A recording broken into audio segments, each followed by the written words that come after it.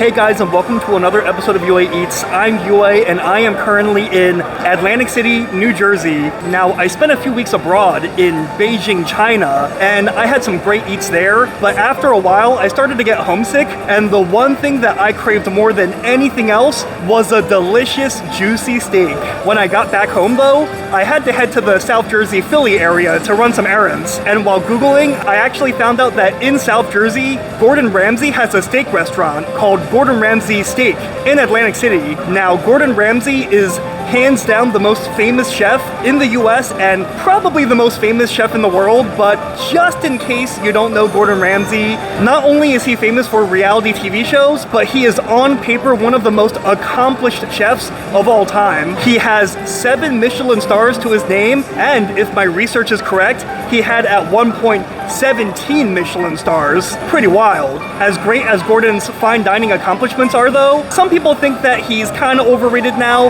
After all, he's really transitioned more towards reality TV and also more towards opening casual restaurants. We actually ate at a few of those on this channel. The most recent Gordon Ramsay restaurant we ate at was Gordon Ramsay Plain Food in Hong Kong. And I gotta say, it was kind of disappointing. It wasn't bad, but it wasn't great. It was kind of just your typical airport restaurant. But I'm not gonna conclude that Gordon Ramsay's overrated because we ate at 2 other restaurants of his. Hey, what's up? What up? What up? And actually, both of those... Hey, what's up?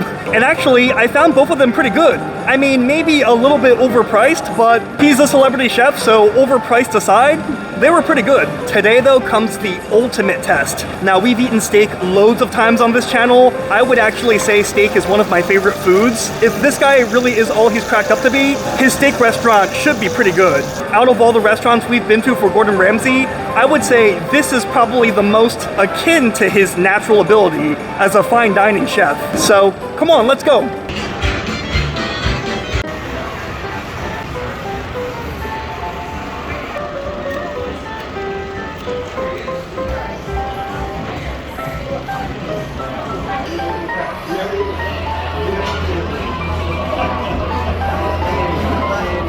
Alright guys, so we're inside Gordon Ramsay Steak.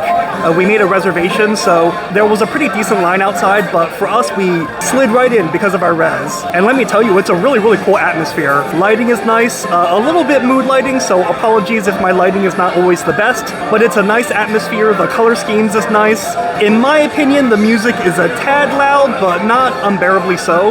Let's take a look at the menu. Alright, so what's interesting is that there's a pretty robust seafood section here.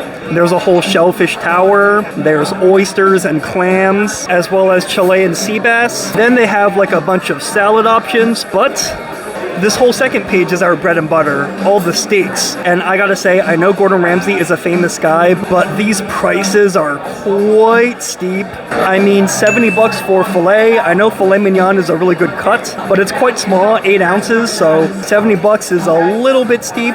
Delmonico is basically steak named after Delmonico Steakhouse in New York. So steak that's in the form of Delmonico's. Usually it's boneless ribeye, but it could also be chuck eye. 82 bucks though for a boneless ribeye is really steep. I would say 60 bucks is very fair. That is quite a markup for his name. The bone-in ribeye is 90 bucks, and even though it's bigger, that might mostly be because of the bone. 99 bucks for T-bone I guess isn't so bad, unless that's per person. Honestly, I'm gonna go with the New York strip, not just because of price, but also because I feel like ribeye is easier to cook because it's fattier. It's kind of like easy mode steak. New York strip is fatty, but not extremely fatty like ribeye, so New York strip will be a good way to test the skill of the chef. So we're gonna go with a New York strip, and we of course cannot leave a Gordon Ramsay restaurant without trying the beef Wellington. Now, we tried this once at Gordon Ramsay Pub and Grill. It was great. Let's see how it is here. All right, let's order. I'm gonna do the New York strip. How would you like that, sir? Medium rare. Nice warm red center all the way through. Sounds good. And then I want to also try the beef Wellington. And if I can't finish, I'll just take it. I'll just take it to go. 6 ounce filet, medium rare, wrapped in brazoon. Steak sauce on the side. Is it extra? Yes. It costs extra? We do have a house. The house one is complimentary? The house. Okay, I'll take it. Thank you. The house steak sauce is complimentary, so I usually think that a good steak doesn't need sauce, but I guess we'll see how his steak sauce is. So they actually just sent an appetizer, some complimentary, what I think is focaccia bread on the house. And I gotta say, this focaccia is looking not bad. It's looking pretty buttery, pretty fluffy, pretty good. It's got some what I think is poppy seed studded butter at the bottom there. Now, I'm just gonna try a little bit of this. I read some reviews on Yelp that said that the bread, you gotta be careful because the bread will fill you up. So let's just try a little bit. All right, apologies for the lighting, but let's try this focaccia bread. Hey, actually, that's pretty good.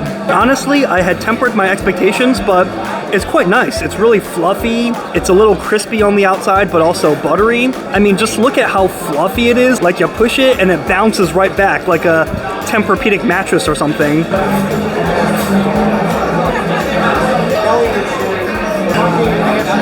Now let's try it with some butter. Oh man. I gotta tell you, that butter is just absolutely divine. That poppy seed studded butter. The poppy seeds really give it like some texture, like almost a little bit of crunch, but more like a seedy texture. It kind of reminds me of the Amish butter that I had when I was in Amish country in Pennsylvania. I was expecting just like a random bread and butter, but that's one of the top 3 butters I've had. I'm being serious about that. Oh, that butter is so unbelievably rich and creamy. Like, just look at how rich and creamy this butter is. Just look at how like spreadable it is. Just so rich and creamy. I want to eat more, but it's definitely oily and fatty and filling, so let's save our stomach for the steak. All right, guys, our steaks are here. Our beef Wellington and our New York strip. Now, the steak looks pretty good. The New York strip steak, it looks like it's grilled and not cooked on a flat top or a cast iron. This looks pretty good. And then, of course, we got the famous Gordon Ramsay beef Wellington. Now, Gordon Ramsay pretty much put this dish on the map. He kind of made it like a household name. And yeah, this one looks a little bit different from the beef Wellington I had at Gordon Ramsay Pub and Grill. The Gordon Ramsay Pub and Grill one looked a little bit more rustic, almost more country-like. This one looks similar, but the crust looks thinner. It looks a little bit more elegant, almost. Although the way they have both of them like vomiting out like the mashed potatoes is a little bit strange, but you know, I don't know much about plating, so maybe it's actually pretty nice. Let's try the New York strip steak first, though.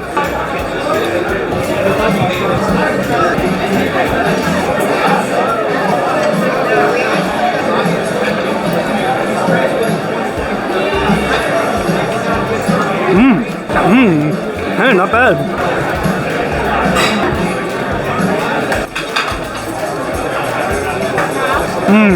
Oh man, wow, that is excellent. Honestly, guys, I was ready to write this place off, especially after the whole Gordon Ramsay plain food disappointing experience. I know it was just an airport, but still, I was willing to call it out as it is if the steak was underwhelming, but this steak is just so tender on the inside. I mean, just look, when I push down on it, just look at how tender it is. A good thing is that that fat is really well rendered, and it just made this whole steak so juicy and so moist and so tender. And they also properly rested it. Look, when I press it, the juices don't come out, so it's perfectly rested. So all you have is that fatty, tender, delicious New York strip flavor.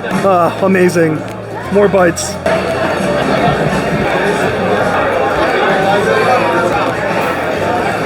Just look at that delicious pink center. Deliciously pink, nice char on both sides of the steak. Sometimes I don't like that grilled steaks don't have enough of a crust, but this is definitely robust enough of a crust, in my opinion.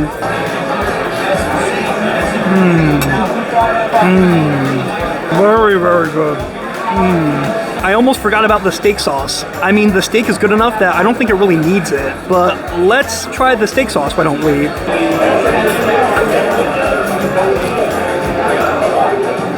Okay, let's try it with the house steak sauce now.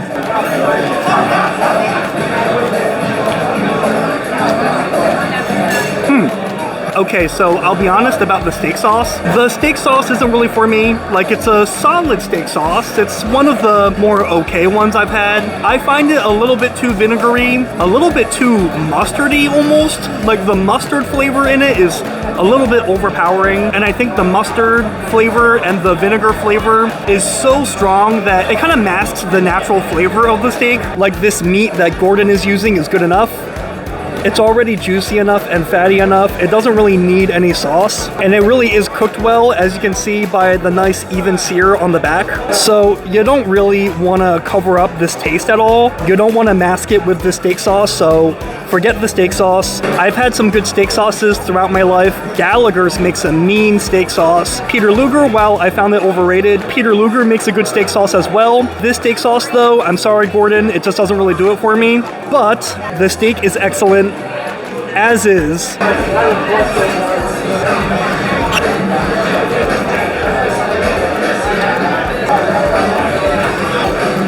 Now we rubbed it in plenty of that sauce on the plate.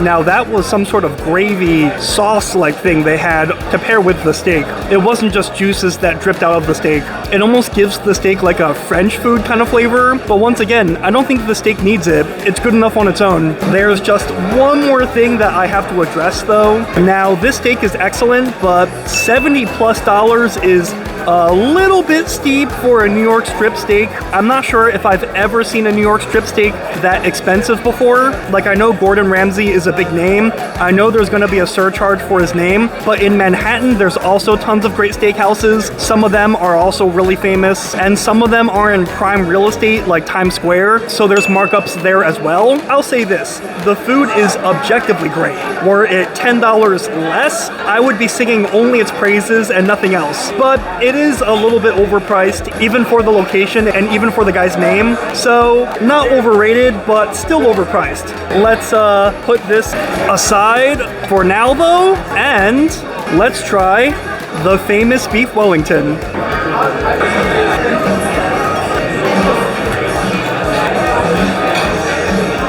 Let's take a bite.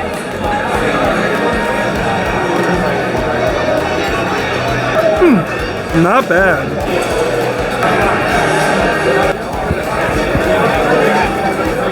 Once again, nice and pink on the inside. Although it's annoying that beef Wellingtons are always falling apart, so they should invent some sort of like edible rubber band to like tie the whole thing together so this doesn't happen.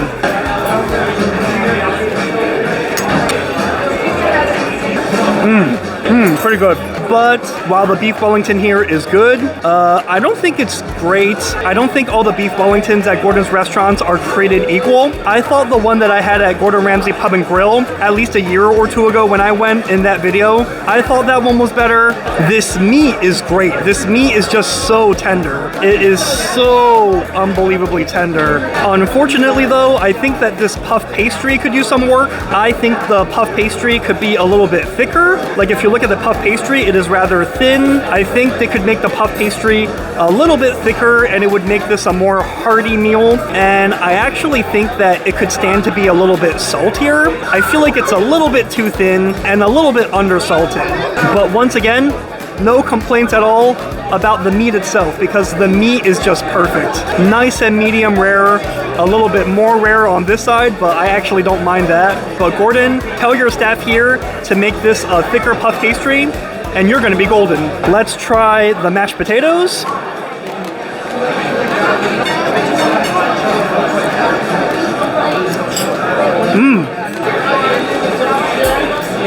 Oh, the mashed potato is so silky and soft and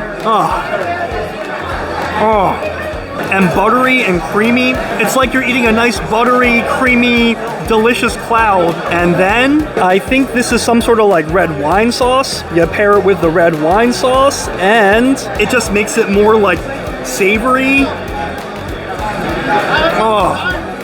Oh wow. That red wine sauce, it kind of like elevates it. It pairs perfectly with the creamy, rich mashed potatoes. It turns it into like an elegant French dish. Let's try one of the carrots. Okay, it's just a normal carrot. I think this is like a shallot.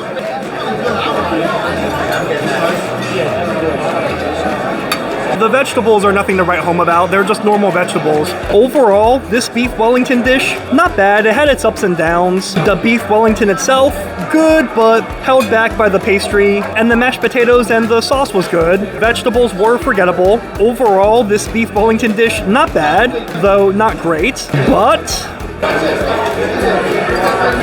I need to finish this steak because this steak is amazing and I cannot let this go to waste.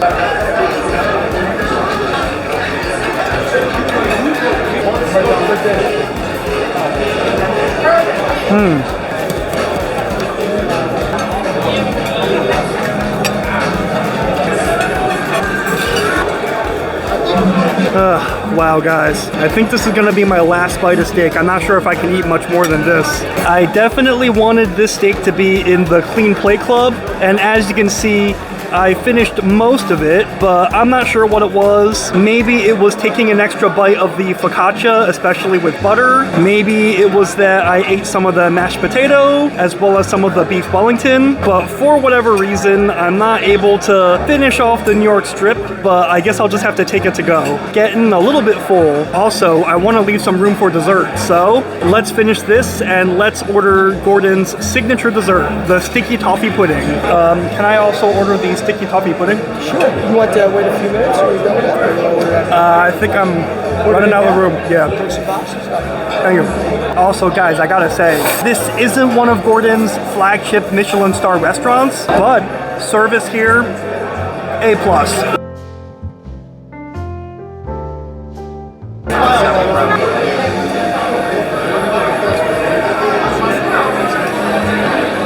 Thank you. All right, guys, the famous Gordon Ramsay sticky toffee pudding looks pretty good.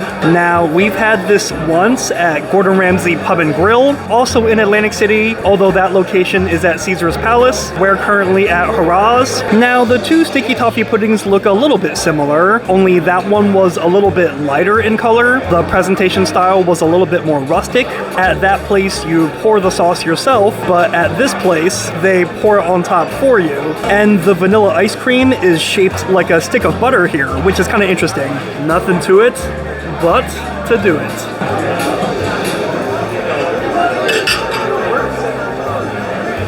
Now, first a bite on its own.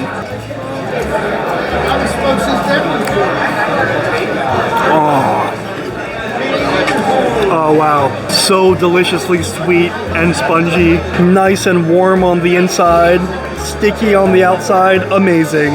Let's try the ice cream on its own. Whoop. Looks like it's melting. Let's act fast.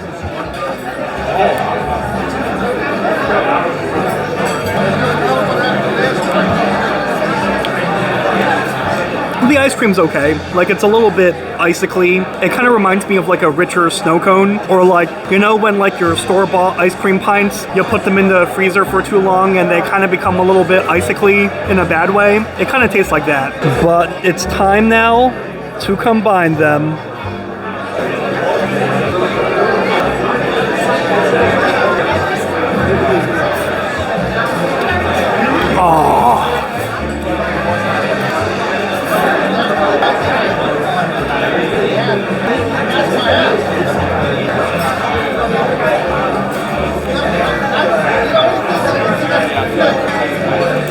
Wow, when you combine them, it's perfect. Like that warm sponge cake, very sweet and sticky, almost slightly too sweet, and the date flavor is rather strong, combined with that cool ice cream, that more mild ice cream, vanilla flavor, the cool ice cream.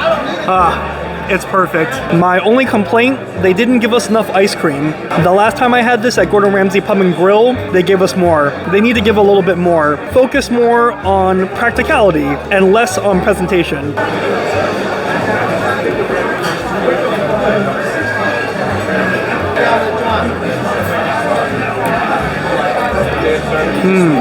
Excellent. The only problem now though, I got a whole huge chunk of half of my cake left and not quite enough ice cream to eat it with. But it is what it is. I'll just have to chip at this slowly by slowly before I head out.